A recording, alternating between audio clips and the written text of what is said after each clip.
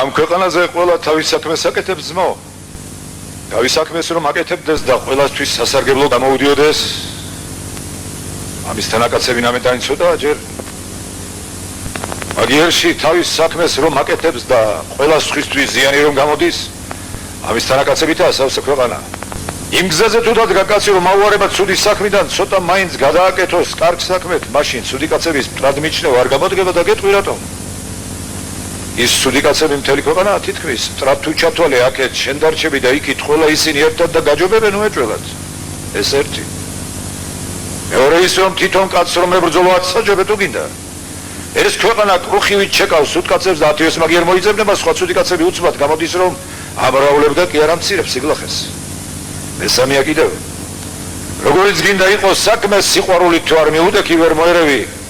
კაცი მტრად თუ ჩათვალე შეგძულდება და მისი მოტანილი ზიანის კარგ საქმედ გადაკეთებაში სიძულვილი ვერ გამოგადგება ამხანაგად. სუდ კაცს ნურც მტრად ჩათვლი, ნურც მოპარებს.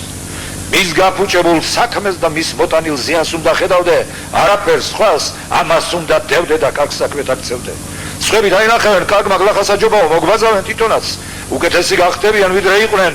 გამრავლდება ასეთი ხალხი და გაუჭირდება ამ საქმეს. ესაა აბრაგის ვალი და ყველა კარგი კაცის ვალი. ასია ეს.